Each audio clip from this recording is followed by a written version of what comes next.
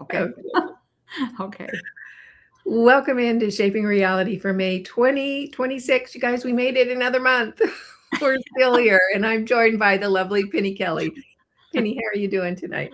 I'm doing okay, given all the circumstances that I'm knowing. It's like, yeah, okay, just hang in there. So Just I, hang yeah, in. This is just a tiny blip on an eternity of existence. exactly. It is. Yes. And we can all laugh about it when we're on a different plane. Like, wow, wasn't that a wild place? Right. Oh my. If Yeah. people only understood how wild the ride can get on this planet, they would Mhm. probably, I don't know, they might need to change their underwear, that sort of thing. So Yeah, well, we did all sign up for this. I know that is really true. And now the trick is to survive, and get through it all. So Yeah, learn your lessons. For me, it's like just a yet another evidence of overconfidence on my part. well, yeah, don't you think you have to be confident in order to make it through? You have to have a little bit of sass, Mhm. It's like I'm not letting that bother me, and I'm not worrying about that, and I'm not going along with that, and I'm going to do this, and so so here we are. And Yeah. those kinds of things are getting to be really serious. Yeah. So, yeah. Before we hop into the topic, and the topic tonight is really great, you guys. When Penny suggested, I was like, oh, that sounds wonderful because I know so little about it. So it's going to be really edifying, I think, for a lot of us. Um, One thing that I've noticed, and I just want to touch on it real quick, Mhm. is I am noticing a social change. And that social change is people have had it. Oh, yeah. They're up to here. After Yeah. here. Yeah. Yeah, there's over the last probably week, 10 days, I have noticed that there's almost like a detachment, a growing detachment happening on the part of everybody. So, And when you say detachment, what do you mean? um, people not even wanting to talk about what we've been talking about for the last 5 years, people not wanting to complain about the government, that's got to be a first right there. um, the attitude is, I don't care if the money thing falls. I'm like, oh, okay, wow, that's a new position. Not tuning in, not watching I've been in touch with family. They're not watching their usual TV programs and or their usual YouTube either. There's just something real subtle. And I actually, I was wondering if something in my own field has changed, because in the last 2 days, 3 people have said to me, "What's wrong?" And I'm like, "What do you mean, what's wrong? Nothing's wrong. What do you mean, what's wrong?" And they didn't know how to explain what they were picking up. They just said, well, "You seem different." And I thought, well, that's maybe a good thing. But that to me said, wow, people are really becoming intuitive, tuning into one another. Mhm. And that was a kind of a surprise. Yeah. Yeah. Yeah. There two things come up for me about that. I see myself Mm-hmm. disengaging from the structures, from the systems, from the government. It's like I don't even want to hear what those toddlers are doing. But I am more engaged Yeah. with the people in front of me. Yeah. Right. And then I'm wondering if that what you're talking about is they don't want to talk about it. I'm wondering if that's that space in between a shift. Oh. It's like you're going in a direction and then you're done. And then there's this little space before you shift. Right. I think just the fact that 3 people that know me fairly well have said, "What's wrong?" I wasn't doing anything differently. I wasn't saying anything differently. But for me, that was like another sign almost that they've withdrawn their attention from their TV and their screens and their newspapers and their, all the propaganda and stuff. And they're really focused on the people around them. And that was, I'm not sure that's the case, but that's how I took it. It's like, oh, wow, Yeah. people are paying attention. Yeah. Oh, Which I think is good. it is good. It means they're falling out of the programming and Yep. yeah. Yeah. So tonight, Penny would like to talk about planetary karma, which I think is so exciting. And then the cause and effect that is pervasive throughout the universe or multiverse. I don't know. Do we know if it's the multiverse? There are laws. There are cosmic laws, and we call it karma, but it's really the law of action and reaction. Mm-hmm. When you have a thought, you put a thought out there, I often tell people, your thought is going to impact the entire matrix of frequencies and stuff, the whole cosmos. Now, if it's just you, it's probably not going to be a huge effect. But if you have big emotion behind it, or you keep putting it out there over and over, you're going to end up creating something. And that's just the law. We create stuff, we act, and that action can be a thought or a word or an actual physical action. And there's going to be a reaction. And we often call that karma. So people, they don't really understand karma. And Mary Jo was saying, don't forget to mention dharma. I really don't get what dharma is. And so I thought, okay, let's just add that into the mix. But karma is, a lot of people think of it as punishment. But when you have free will and you're part of a universal creation machine, creation soup, which is what we are part of, and every thought creates, and every word creates, and every action creates some kind of reaction, then what do you learn? You learn like, oops, maybe I shouldn't have done that. Maybe I should have tried to do something a little different. Maybe I shouldn't have said that. Maybe I shouldn't, maybe I shouldn't have gotten carried away with that feeling and let it overtake me. You feel and you let it go. You can't hang on to feeling, otherwise it just buggers up your whole system, because it's going to have a reaction inside your energy field, which is about a 16 to 20 foot sphere up, down, and around you. Okay, so I already know the answer to this, but so then that's why angry people who are just like terminally angry, right, become terminal. That's right. That is so true. That's so sad. That's like if they could just let go of that anger, they would begin to heal. And you're right, terminally angry, it leads to being terminally ill, because that anger is just like any other kind of consciousness. It forms a separate field within your field, and then it sucks all your energy out, because it's doing what consciousness does, which is, I'm going to build myself up into something more and bigger and more powerful and more organized. And if that's anger, it's going to take you down. It's a terrible. We're so undereducated in terms of the laws of the cosmos and physics. Even in physics, we know that's one of the first things you learn, even in 9th grade science. For every action, there's an equal and opposite reaction. That's karma in a nutshell.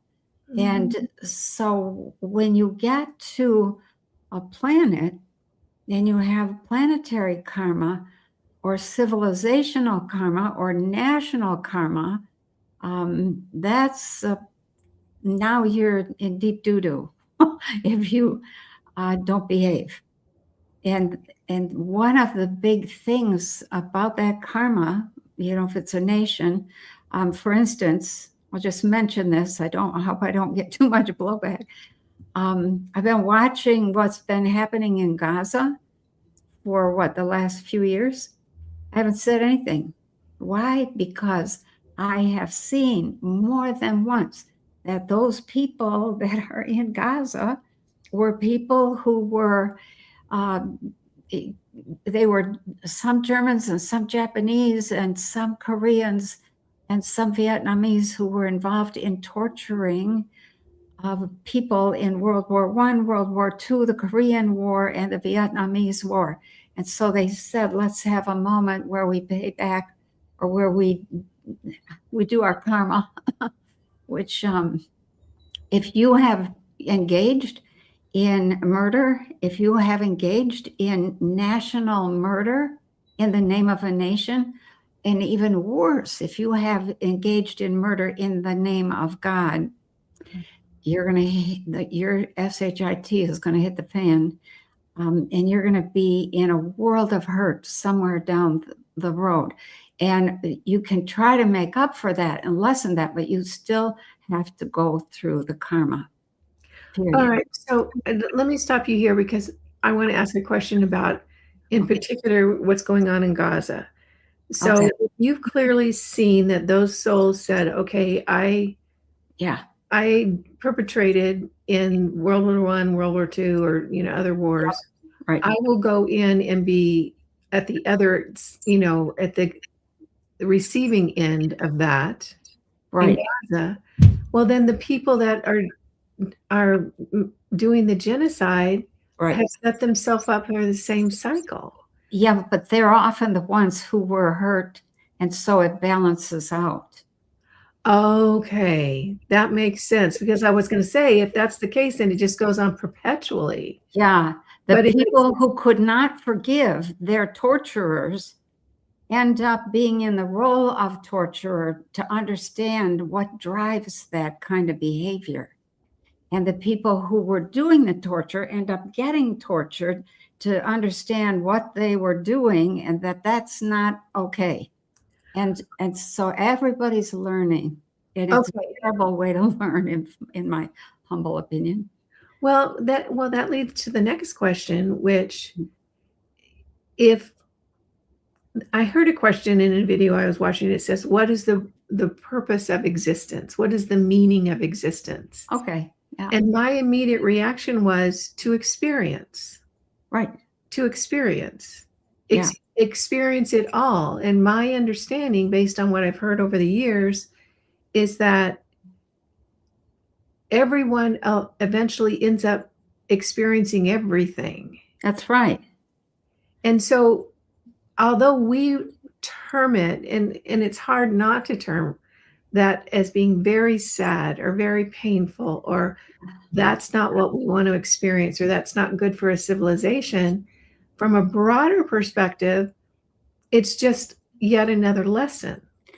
It is. And you have to be exposed to all of the possibilities of life, of experience, before you can move up to a layer where it's not quite as painful. And you keep moving up, the more that you become a very loving creator type person, the less you suffer, and the more you are surrounded by different kinds of, I'll say, challenges. There are challenges at some of those higher levels, higher dimensional levels. But the goal is to work your way up until you become like a part of the God state. Yeah. And you let go of the need for any kind of body, and you're just a consciousness, and you hold this immense, incredible love. You're in a state of bliss. And that I often say this, and it's every so often I think, I wonder how that sounds to people, because for me, when I first realized it, it was like, oh, the whole thing is kind of a recycling system.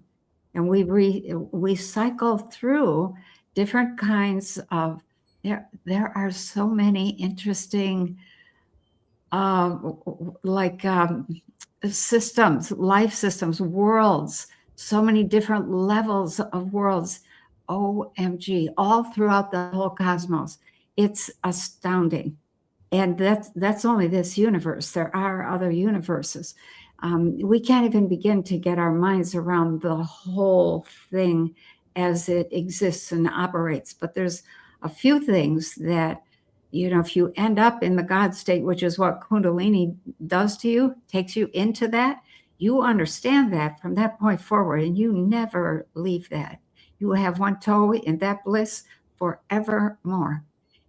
And you understand as you begin to meet and interact with beings that are not, they aren't physical. They're made of light, but they aren't the kind of dense physical stuff that we have.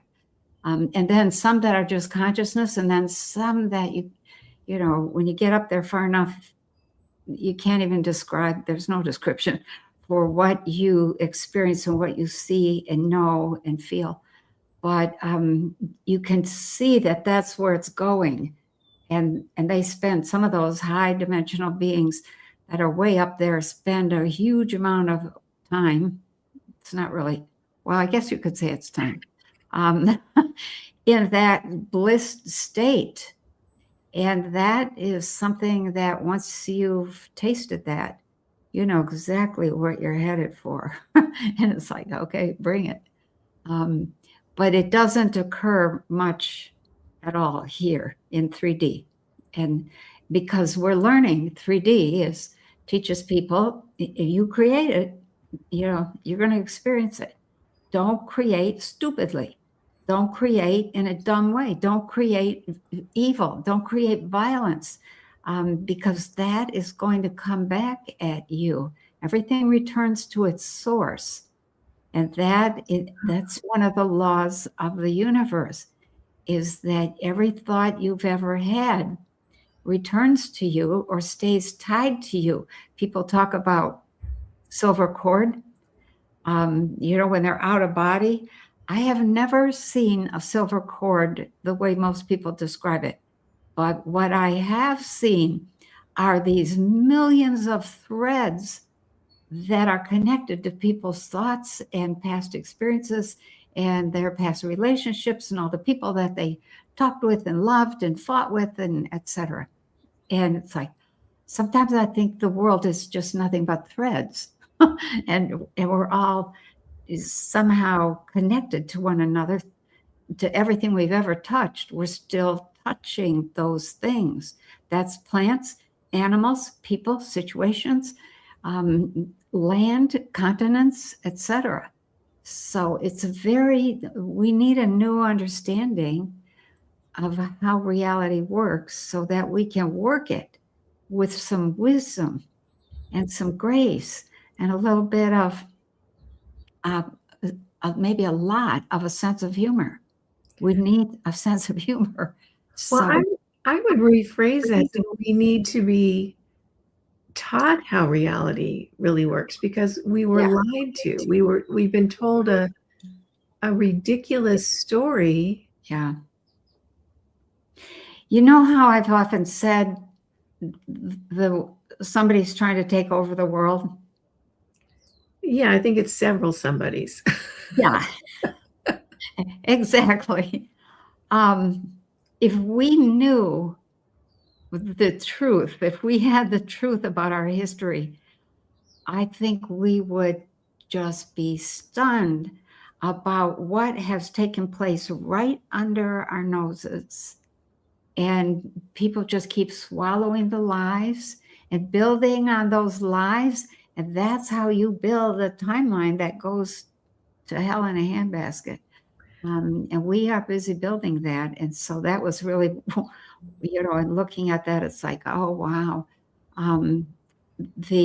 when you have a law that's operational, and you have, like, a lot of people will pray and fast, and they'll be good people, and they're very good, but they live in a nation or on a planet that is building some really awful karma, then you're stuck along with all the other people.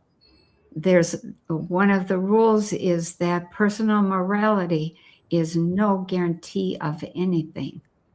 Nothing. All right. So what are you saying, that the karma of a nation overrides personal karma? Yep. Why? Because if you're in it and the balance of people is negative and violent and warlike, then you're in that. There's a saying that I got from one of my favorite books, and it's that the rain falls equally on the just and the unjust alike. And that is the case.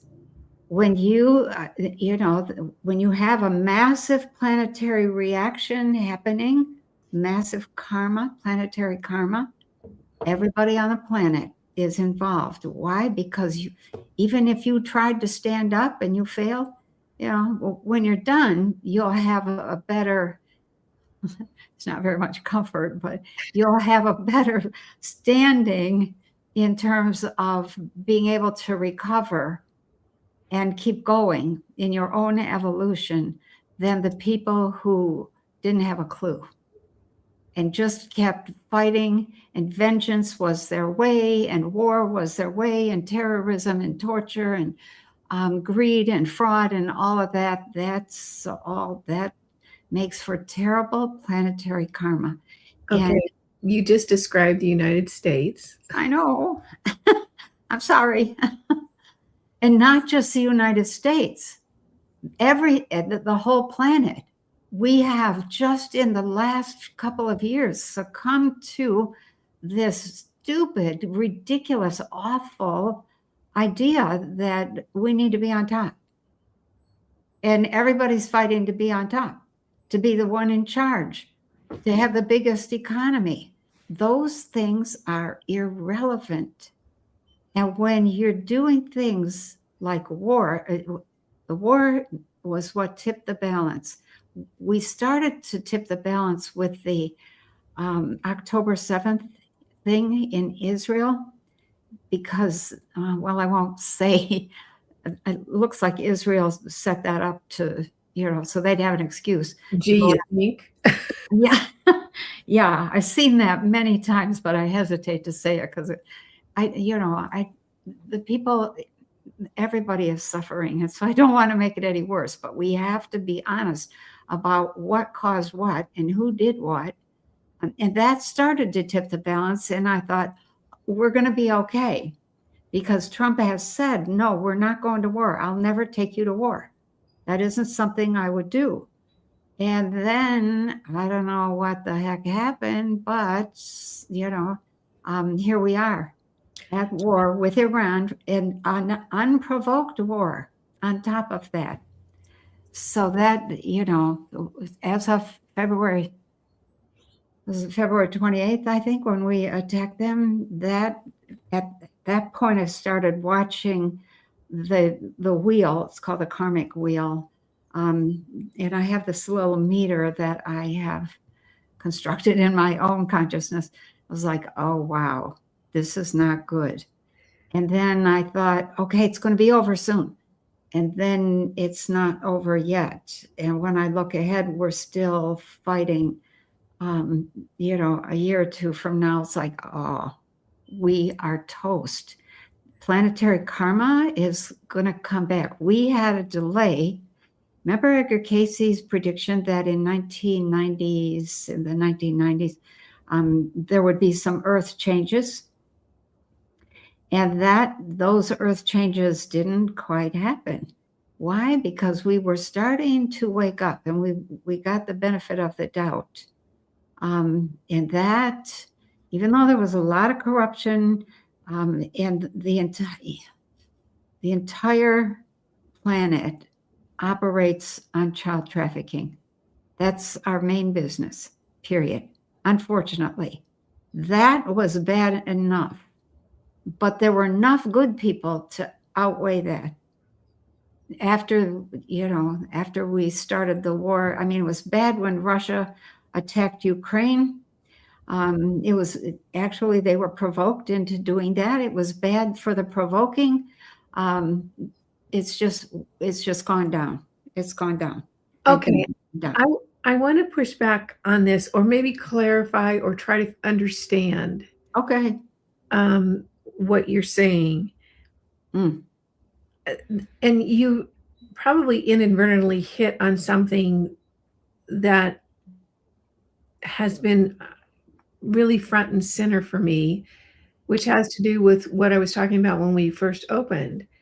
And from my perspective, not a political person, I don't watch strategy like you do. I don't have the vocabulary to understand it, the actions and reactions. Yeah. However, what I do see is, from my perspective, I see a small group of people, and they're not one group, but they're fighting each other. And in my mind, they are narcissistic, psychopathic control freaks who think nothing on this planet is more important than power and money. Yeah, right. And which is why I've completely almost disengaged from the whole thing, because I feel like it's going to crash and burn in such a big way, because people, us, Yeah. that's not what floats our boats. We're not motivated. I'm not motivated in that way. Most people are not motivated. They're not going to spend all their time and energy trying to be, excuse me, everybody, the biggest swinging dick in the room. Right. They're just not. That's not. They want to hang with their families and their friends and go hunting or fishing or water skiing and enjoy life and just have a fun time on the planet. Right. And these wackos, yeah, they are battling it out with no regard for the population who they say they're representing, which they're not. No, they're not.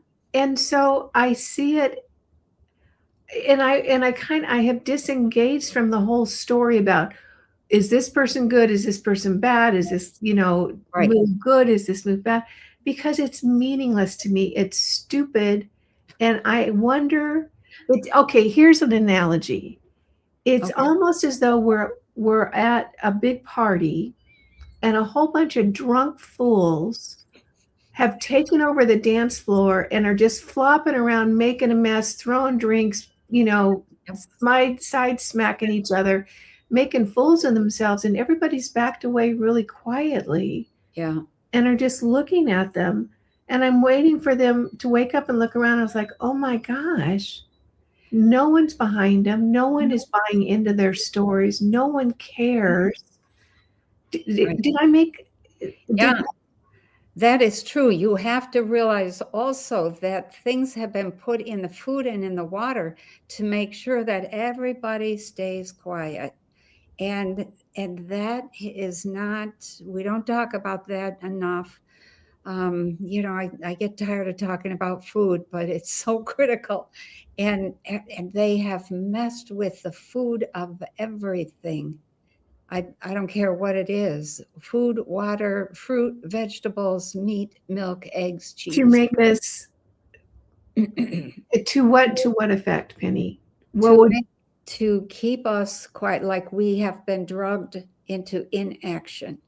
So that's part of the inaction. And then there's the whole COVID thing. That was another piece of the don't move, don't stand up, don't say anything, stay 6 feet apart, get this shot. And I just read today that 22.1 million people died in that as a direct result of that vaccine. And the first court ever said you can sue the country, not just the pharmaceutical company. you can sue the country. And I was like, OMG. Okay, great. And then if the country loses, who pays the bill? The people. The people. So going around to, or coming back around to your point, people just want to relax and enjoy life. But when you see that kind of criminal behavior and you do nothing, then you are just as liable. And that's why planetary karma strikes. And because we have had this reprieve in terms of planetary earth changes, we'll call them earth changes, I'm now looking at some of the changes, when you study what happens in a pole shift, for instance. And for a long time, I kind of had the pole shift lumped in with the micronova. And in my head, it was like, that's like 20, 30 years away. I could be dead and gone by that time. We don't, there's so much pushback. But what became clear over the last couple of weeks is that the pole shift and the micronova are two very separate things. And we are headed into a pole shift. And the half dozen or dozen signs, we've, if you say there's 10 signs, we're at like 9. Okay, so explain, does the earth actually rotate? Yeah, it does. So the oceans slosh over. There's so much that we don't know that it's hard to predict. What we do know is that these are the signs that occur, and when you get to when you get to the end of those signs, instead of it being like 20 years, because the signs start like 20, 30, 50 years in advance, and they increase. The whole thing increases. And then you get to the last, I don't know, 2, 3 signs. And now you're talking about it's months away and then weeks away and then days away. Yeah. And so we're like, oh. So we're at a point where the signs are showing up. And some of those signs, I didn't realize that what I was actually noticing was part of that list of signs that make up a pole shift. But when we first bought the farm, that was 1987. And we had some woods or a pond back in the northwest corner of the farm. And there was this group of trees and then another group of trees. And in the summer, the sun went down right between those two groups of trees. And so you could see the sun going down much longer than you could if it had gone down behind the trees. So it's going down in this opening, and did that for years. And then all of a sudden, and I don't know what made me notice it. I was outside. It was summer, right around the solstice, and I'm watching the sun go down, and it's not going down where it always did. And I thought, well, that's weird. Do I have the right trees? Yeah, I do. What's going on? And after that, I happened to find a bunch of things on the internet of Inuit people and a few other indigenous people who live way up at the Arctic Circle. And they said, something is very wrong because the sun is not coming up where it used to come up, and it's not going down where it used to go down. And then I noticed our house is situated so that on March 20th, when the sun came up on the first day of spring, it didn't quite go straight in to the windows and through the house. It came in at a little bit of an angle. And maybe 5, 6, 7 days later, it would come straight in. And all of a sudden, it's coming straight in. And I was like, oh, wow. And it would light up the other end of the house. And it's 100 feet to go through 1, 2, 3, 4 rooms. And I thought, that's weird. That never did that before. That's a little bit early. Did I have it wrong? So, so those were the first couple things that I noticed, was that the sun was different, and then it was a different color, and it went from yellow to white. And so those are some of the signs, but there are other signs that are much more dangerous. You know, we see whales and seals and stuff that beach because they're following magnetic lines that don't go where they used to go. We're seeing that more and more. Just all kinds of stuff. The sinkholes in Florida, and there's been sinkholes in a few other places.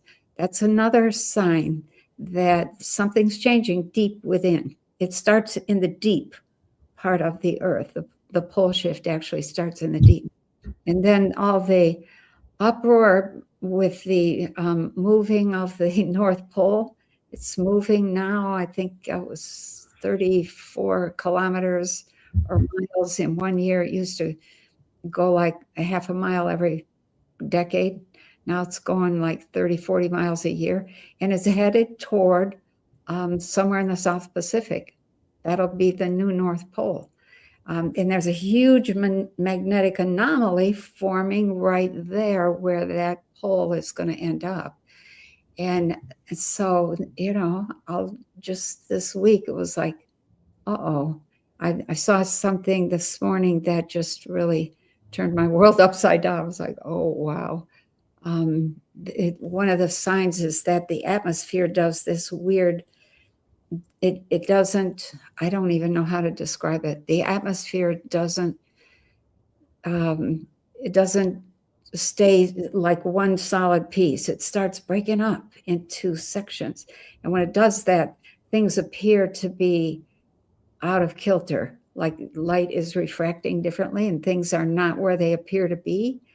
And there was a report this morning that said, you know, well, we had this change in the Schumann resonance, and this, it looks like the gal who was describing it said, it looks like there's been a split in the atmosphere and in the frequencies, and the sky has split, and my hair stood up. I was like, oh my gosh, because that kind of weird phenomena begins to happen more and more often until it becomes almost constant. And then there's a few other signs. I'm not sure what they are, but when it gets to that point where it starts, the atmosphere doesn't refract light correctly, we're getting close. We're getting really close. So I was just like, oh, wow. So then that triggered the whole thing about it. And we have all this planetary crap happening. We need to be paying attention to karma. And there's just the signs at this point are the whole planet would have to come together to be able to shift that karma at this point. And it wouldn't shift it maybe all the way, because a pole shift is a natural thing. But a lot more people would be able to survive. And the cultures are the magic thing that makes life so wonderful. All that stuff you were talking about doing, you know, music, dance, talking with one another, going out to eat, having a cup of tea with one another, you know, growing your flowers or whatever. That's part of the culture, and that's what we would want to preserve at all costs. Yes, as many lives as possible, but certainly some sort of civilization we would want to save. And that's, I think we might have a couple years left, but in 2020, I was looking ahead, this was 10 years ago, and in 2027, when I was looking at 2027, everybody was looking up at the sky going, what the hell is happening? And that is not, you know, we're getting closer to 2027. So I'm looking at all that and thinking, okay, are we ready for anything?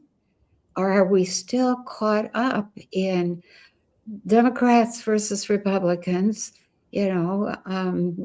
liberal versus conservative, all that stupid stuff that doesn't really mean anything. It's just a way of keeping people divided. And I don't know how we're going to get past that. It feels like being just a person on this planet, not one of the psychopaths. It's like trying to play whack-a-mole. It is. Yeah. There are so many blatant issues, huge issues. I know. I mean, if eating babies isn't enough to stop the wheels from turning, what is? Yeah. If the fact that we thought we were voting and it counted, I mean, the list goes on. And then the whole COVID thing, 22 million people, is that what you said? 22.1 million people directly. And people are still, sitting in the drive-thru at Starbucks, I know. Yeah. Do you attribute, do you attribute the passivity of, let's just talk about the US, because I think that we are poisoned more than most countries. Yep, that is, I think, very true. Europe, not far behind, but the US, the big goal was to take down the US, and they're succeeding. They're succeeding, yeah. And Max Lowen, who I do a show with, she says the reason that they're poisoning the US so much more than other countries is because we're kind of the John Wayne of the world. Yes. So they really needed to dumb us down. Right. So how much of the passivity would you attribute to us being chemically poisoned to develop apathy or a lack of action? Or how much would you attribute to that? And how much would you attribute to the fact that there's just, where do you start? Yeah. There's so many issues. I mean, everybody within the COVID thing is still walking around, Okay, and the one that got me, and this is my 2 cents, you guys. Go ahead. Larry Fink, who was instrumental in orchestrating the whole financial thing in 2008. Mm-hmm. Devastated the middle class in America. People lost their homes, their businesses. It was horrific. He walked away with billions. Yep. Now he's running BlackRock. Yep. Strip mining the middle class again. I mean, I don't think he spent 5 minutes in the last 40 years thinking about what is the best and highest good for humanity. And no, I don't think that's how he runs. And yet, who does Trump take to China with him? Larry Fink. Yep. So we are witness to people who absolutely criminally devastate our economy being treated to red carpet treatment in state dinners. How do you get out of bed and feel like you can make an impact with that? I don't think a lot of people can. I think we're at a point where we're just like you said, we're getting beyond the exciting drama. I'm starting to see, I guess if you live long enough, you start to see repeats. And so when I first was, dealing with all the psychic abilities and struggling so badly, I read everything, ancient esoteric literature, new age stuff was just coming on. It was considered very weird. I read it all. I listened to it all. I tried it all. Most of it was crap. And it comes down to, are you here? Are you paying attention? Are you using common sense? Are you dealing with what's in front of you? And are you doing that dealing in such a way that it makes the world better for you and for everybody that's involved in that situation? And people, that's not how people think. That isn't how they live. And Larry Fink is definitely not one of those people. But I started to say, you start to see repeats. So I go along, 30 years worth of reading everything that has to do with New Age, metaphysical, you name it. And all of a sudden I start to see new versions of the same information. And it's like, I might as well quit reading. I've already read all that. I already know all that. I already do all that. Most of that is garbage. And so what I'm seeing now is that somebody is getting really desperate. And so when the COVID thing didn't work, now all of a sudden they've pulled out the hantavirus. I forget when the hantavirus was first happening in the Southwest. And it was, if somebody got into the mouse poop or whatever, they got a virus from it. But that was years ago. That didn't really take off. So now they pulled out hantavirus plus Ebola. And now the U.S. is issuing travel warnings. Oh, we have Ebola. There's outbreaks in Africa. Don't go here. Don't go there. And I'm like, oh, yeah, you guys you're running out of ideas. You're pulling out the old stuff. There is some of that. And and Larry Fink and all those guys who went to China, it just looked like such a paltry effort to try to make an impression. I was not impressed at all. I kind of felt sorry for all of them. And there's just no way to get past that. And I often think that the Make America Great Again thing was a wonderful inspiration on the part of Trump for people to kind of get on board and say, yeah, we can make things right. But the people's version of make things right and Trump's version of make things right, I think are vastly different. And that I just hate to say it. I don't think it's going to fly. I don't think it's going to last much longer. I'll give it 3 months at the most, 90 days. So I think it's already July, August. Yeah, something is going to not go well. As soon as we get past the birthday, the July 4th birthday of the U.S., it's like, okay, we made it to 250 and then we dropped dead the next 2 weeks after. So, and hopefully, we will be smart enough to be able to hang on or be prepared enough to hang on to some of what is the big lesson of the U.S.? It's governing the self, period. That's the whole thing behind the U.S. That is such a huge step in the evolution of any human being, period, to take responsibility for governing the self. That leads to your own power. And that, of course, is what they haven't wanted us to understand. And there's been a huge effort to make sure that we did not make that evolutionary step. Huge effort. The destruction, we've already had the Great Reset. That happened at the end of the 1800s and the beginning of the 1900s. And the U.S. was just the last target in that Great Reset thing. And so the gutting of the middle class was absolutely necessary, because when you have a middle class, they are pretty powerful. Otherwise, you just have, the king and the, the low, and it's not low lives, the poor people. And they have no power, no money. The servants. What's that?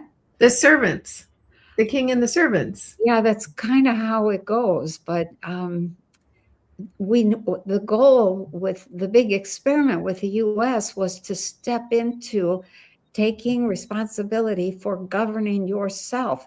And they did a fair to middling job. They didn't set up a king, but we've got now, lawyers and presidents and cabinet members and all that, senators and representatives, those are kind of like kings and the members of the court. So, See, I think that the level of deception in the US was probably higher than any country on this planet. oh yeah, As why we were being told that this is the land of the free, we were in fact more enslaved yeah, than almost any country because we have worked so hard as a nation. We've right. been so incredibly productive and innovative, I know. and it's all been stolen. It has been or destroyed. We had a huge inheritance that was coming. When I was in the 6th grade, I went to a little Catholic school, a little tiny, poor Catholic school, and we were in this drafty old building in the basement. And I remember in the 6th grade, we had these awful history books. They were kind of history and geography together. And they had brown covers and the writing was real small. The books looked like they had gotten wet and the pages were all curly and they were awful. But we had each person had their own book. I remember looking in that book. I even remember where I was sitting in the room and seeing that there was this country or this place called Tartary or Tartaria or something like that. And now there's a big controversy that never existed. It's a myth. And I'm like, I don't know where we got those ancient history books from. They look like they came from the 1800s, but there was nothing colorful in them, little tiny print. But that I never forgot that. And then later I saw pictures of dignitaries from the Tartar dignitaries coming to somewhere in Europe, and they were meeting with kings and princes and things like that in Europe. And I thought, oh, I remember that from when I was in the 6th grade. And now there's no mention of that, but that was an amazing civilization. That was, in my opinion, the essence of the Great Reset. And they succeeded in resetting everything and in feeding people a line of bullshit so thick and so juicy. And they added enough sugar to get people to swallow it. And all of that potential that we had, that we were all set to inherit, was lost. Poof, gone. All of the knowledge about frequencies, that's why they were so careful to stomp out anything that had to do with Rife. And the BCX machines, when they first came out, and all of that, everything that had to do with understanding free electricity, all that gone, was just gone. So here we are, and we're starting now to wake up. So when you wake up, you enter into a period where you are not free from your karma, but you enter into what's called a period of dharma. It's spelled Dharma. And dharma is that period of time when you realize, something is terribly wrong. I made a terrible mistake.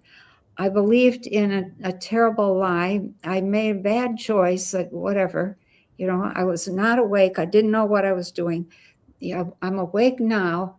It's like somebody who's been drunk who suddenly wakes up and says, what am I doing to myself?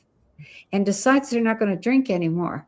And then they have to work their way through not only the whole withdrawal, but the impact of everybody that they knew having to know them differently. And that's dharma. And so often, people get divorced because the partner they married the old guy. They married the drunk. And they don't like the new person who has come out of that sleepwalking period. Dharma is a period where you work your way through and correct all of the mistakes you made. So we have an opportunity, it's very short now, to enter into a period of Dharma. There's maybe enough people awake in the US and maybe even on the planet to say, let's make this karmic thing absolutely minimal, as gentle and easy to manage as we can possibly make it. But we would have to, everybody on the planet, come together in that period of Dharma and make that a goal. And I just don't see that happening. I don't know the method or the process that would happen. I don't either. The Dharma, the coming together, we would have to all be willing to admit that, we were awake or we were lazy or we were ignorant or we were fooled. Nobody ever wants to admit any of those things. And so then you come together. As long as we've got internet, we could use it, and make but making talk is one thing. Making changes in your actions and your daily routine, that's something else. So you can say, I'm not going to be a drunk anymore, but now you have to not drink, and you have to eat, and you have to exercise, and you have to deal with all the people that you angered or, alienated. And right now we have in the US, we are headed toward this huge period of isolation and alienation because of how we have behaved and I don't know if I'll call it the lies of the pomp and circumstance that we have been so willing to take up.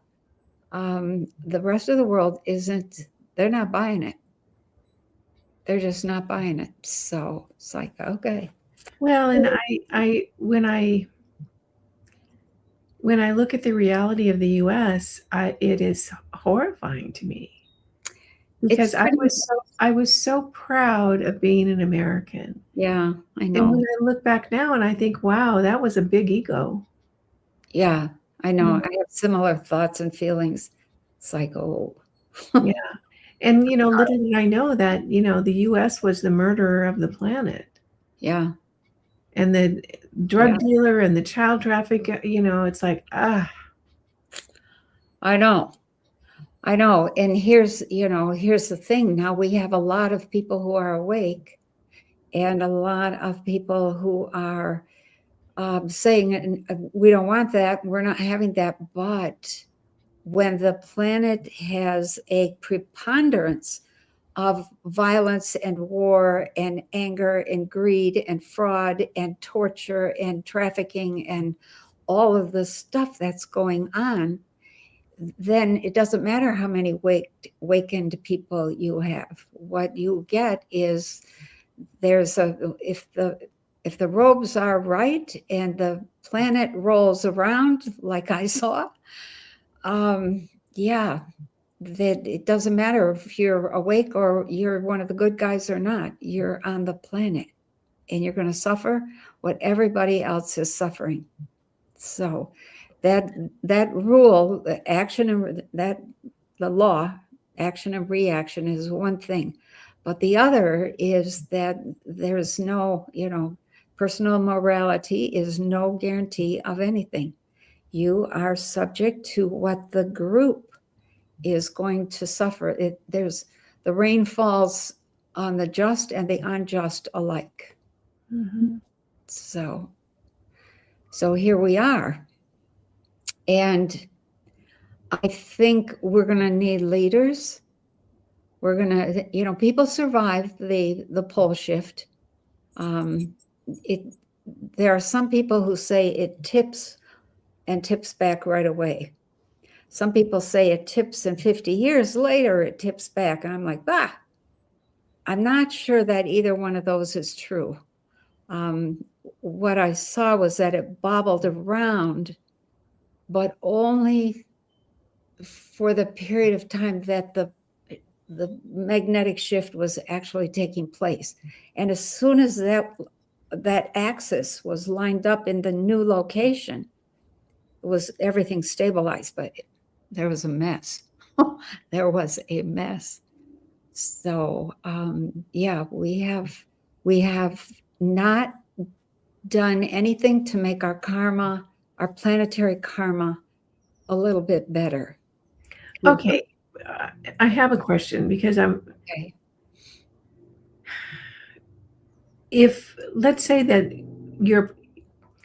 the planet is, chaos right now. It's chaos and there's so much, Well, yeah, it's just so much going on, mostly perpetrated by a small group of people. right. If a person makes a decision that they're going to manage their life in a way that they're going to be loving and kind and ethical and moral, Yep. because that's what they can manage. That's what they Yep. can impact. This is what I can do today. I can't, get an AK and start taking people out. But what I can do is I can really lean into being what I want to see in the world. Okay. If enough people do that, doesn't that change the frequency of a collective? It would have an impact, but Yeah. it has to be the majority. Does it have to be a majority, or does it have to be like 27% or 30% to start? We don't know. We don't know that we could measure it mathematically like that. So that there's just no way to gauge that. But when the leadership is 100% engaged in child trafficking and that kind of stuff, and drugs, and just the kind of fraud, the money laundering, the kinds of decisions that are so thoughtless of the people, of us. Well, they don't care about us. They just want to win. They just want to have the most money and the most power. Right. We're irrelevant in their lives. That's right. But that has a huge impact because they are willing to kill to get their way. And they do constantly. And they do. Yes. That's the wars, and that's the violence and the murders and the assassinations and all of that. That has huge impact. Huge. And when a country says we're going to go to war, typically they're going to pay somewhere down the line. Now, if I knew what the percentage was, I could say, okay, let's get some people together and maybe we can fix it. But I think the goal, let's say we've got quite a group, of people. I've been teaching, people how to expand consciousness for 45 years now. The goal has been to have them be able to survive, to be present enough to listen to the warnings, to listen to, the difficulties, to make it through all that stuff that the little men in brown robes showed me. From the very first thing they showed me was the planet rolling around. And then the collapse of the country, the breakup of the US, the starvation.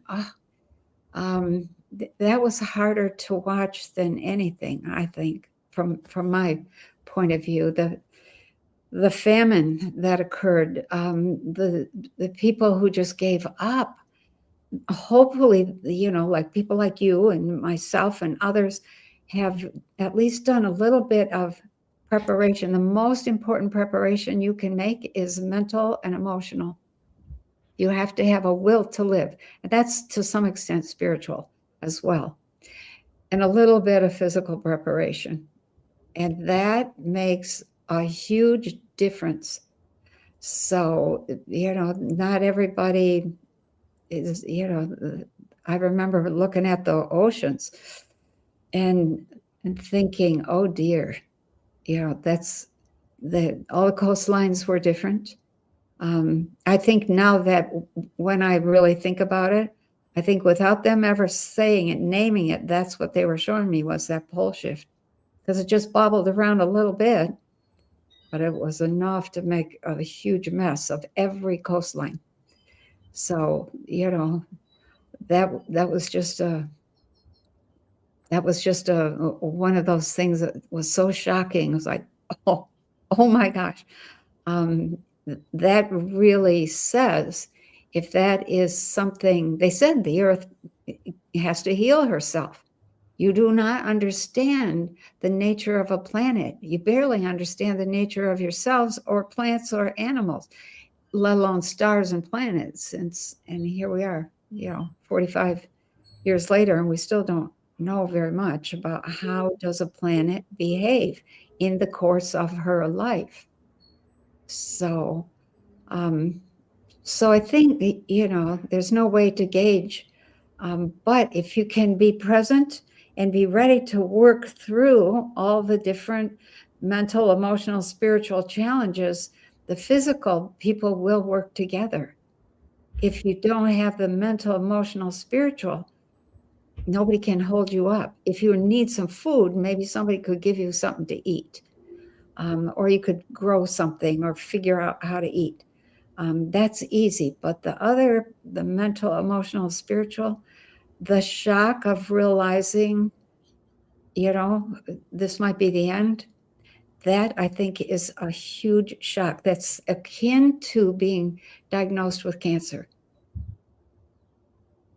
There's this I don't know what to say. When somebody gets that diagnosis, everybody reacts with a shock. Denial is usually the first thing. And then, it goes on from there. Why me? And then you bargain. And then finally you try to do something about it if it's not too late. That's the same thing that we are going to go through.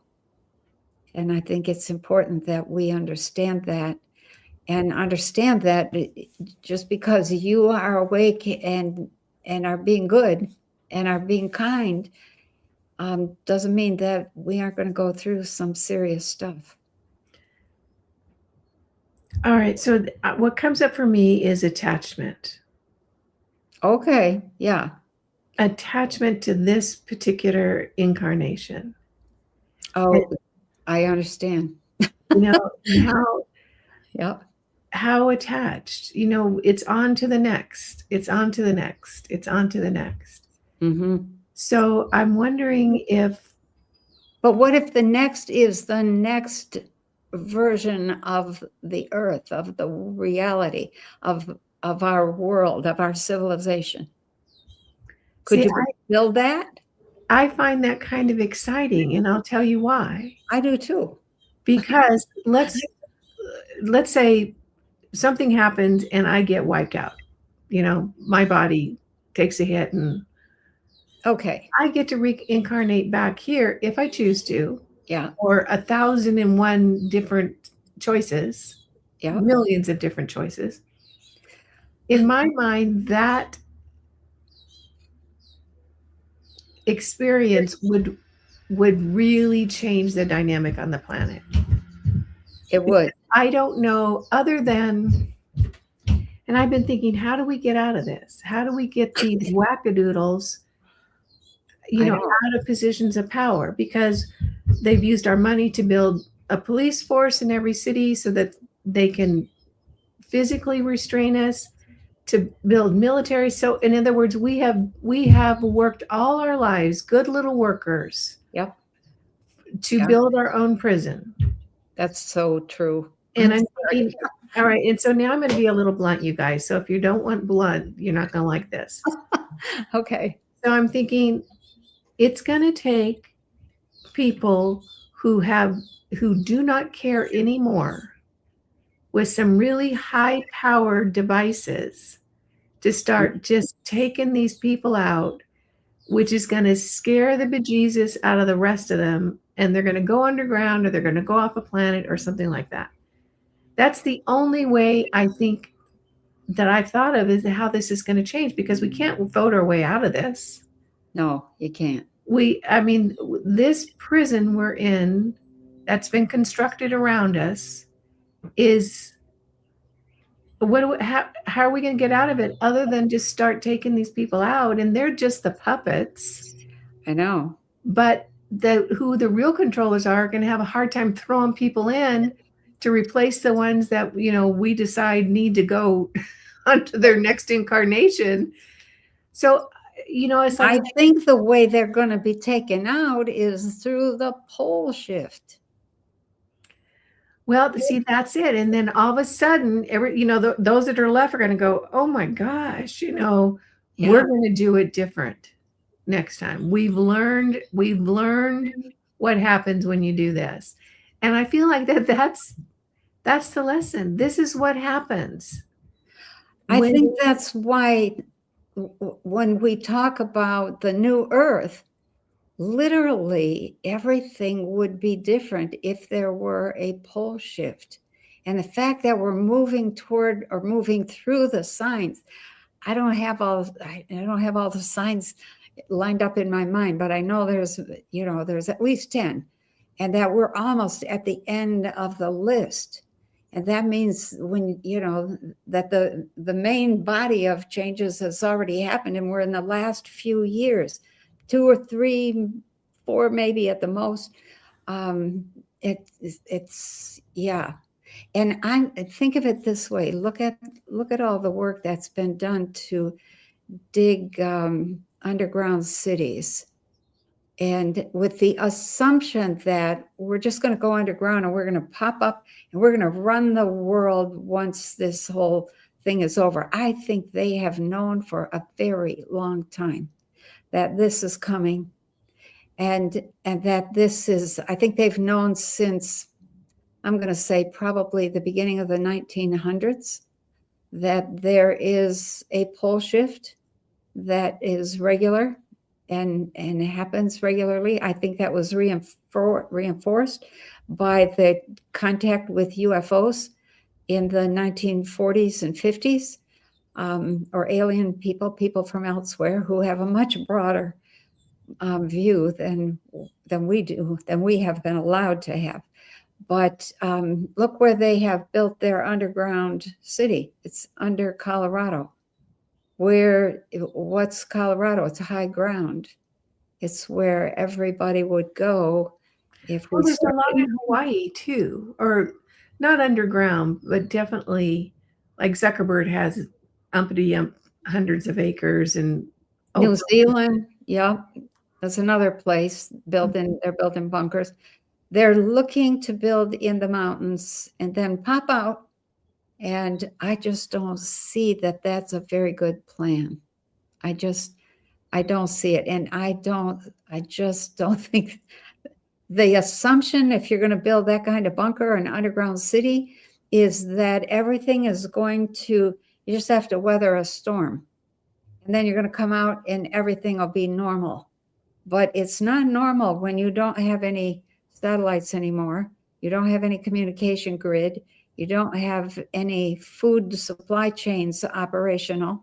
When everything needs to be rebuilt, I don't think they're being very smart at all. So we have some options to learn to, I think, be closer to Mother Nature and use consciousness. Those are the first tools.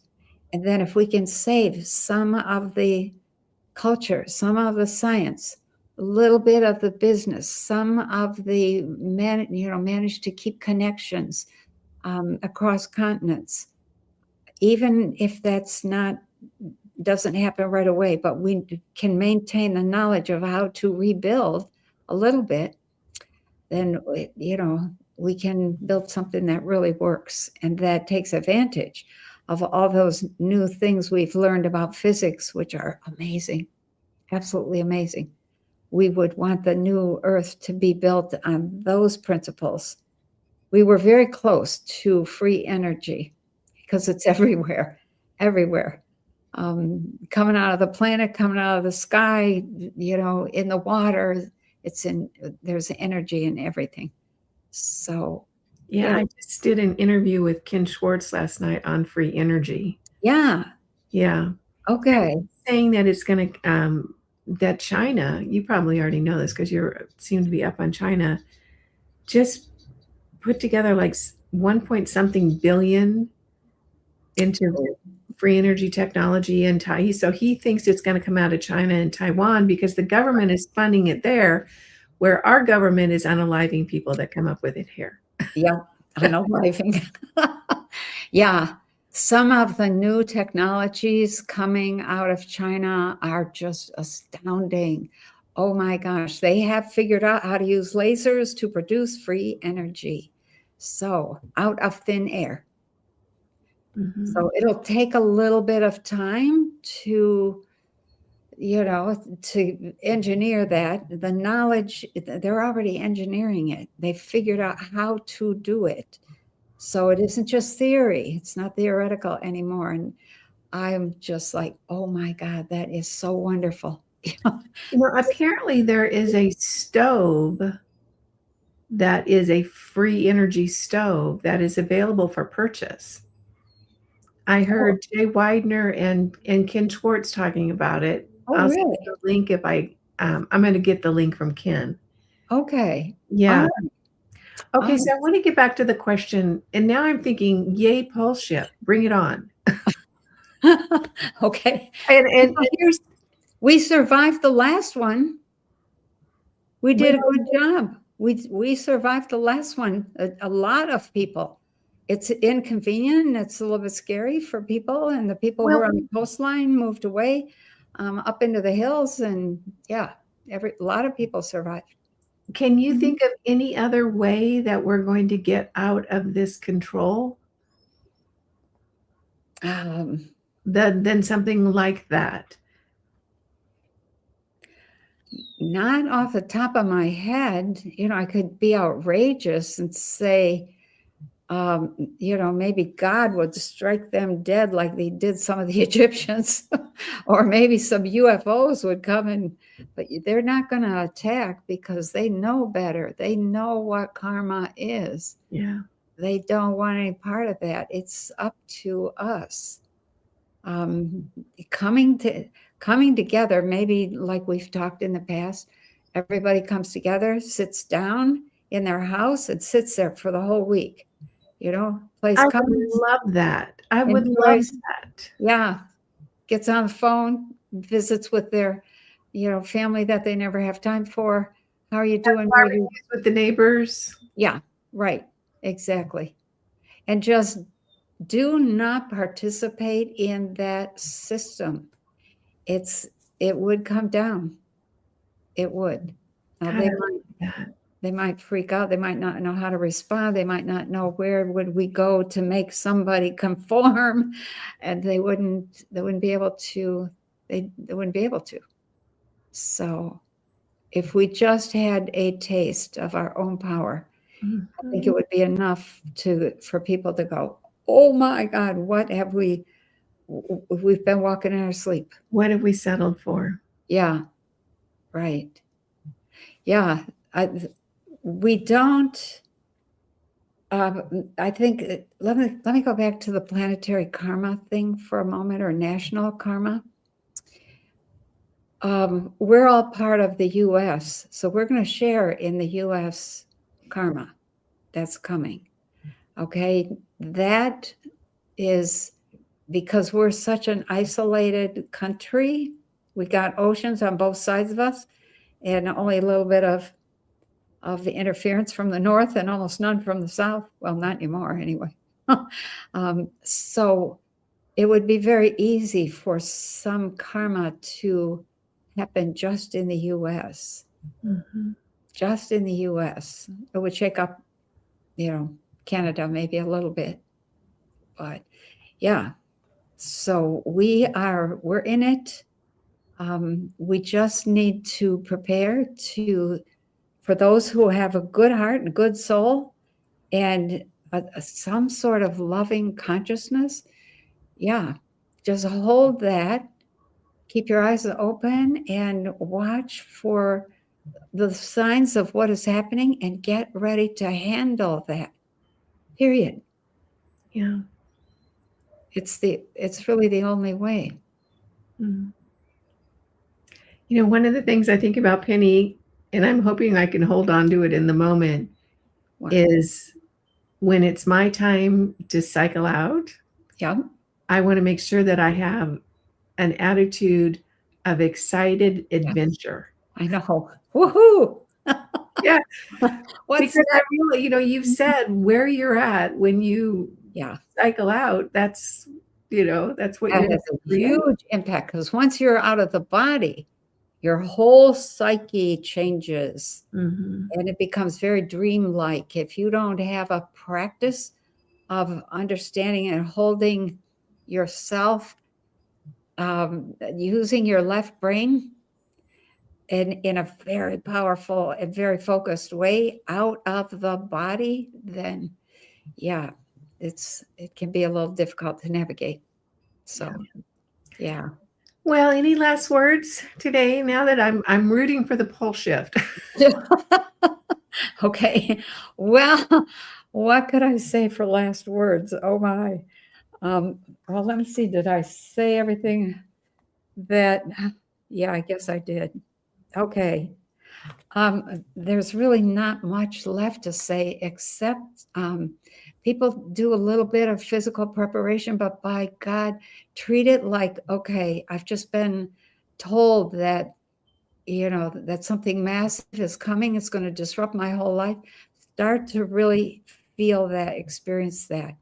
It'll take you down for a day or two, but the process of working your way through is worth its weight in gold. Every second is worth a pound of gold. That every second that you spend thinking, how would I prepare? What would I do? What do I need? What, yeah, that you do the mental, you walk through it as if you're an Olympic runner or an Olympic gymnast. You're going to walk through everything that you would experience. And then when that kind of thing happens, you're ready. You're ready. You can get a hold of yourself and you won't panic. And that is critical for survival. Panic is not good. So, Yeah. yeah. Okay. Thank you. This was really fascinating. Okay. I hope everybody is okay. I do too.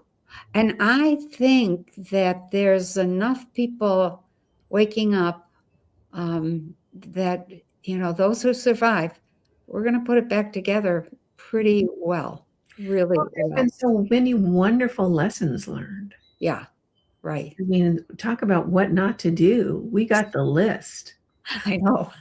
That is for sure. Yeah. Oh my. All right. Well, thank you, Penny. Okay. Yeah. All right. So we'll see you guys later. Take care. You know, have a good month. We'll see you next month. Okay. All right. Thanks, everyone. Yeah, and let me just say, be aware that you are shaping your reality. So Mhm. go shape it. Yeah. Okay? Okay. All All right. right. Thank you for listening.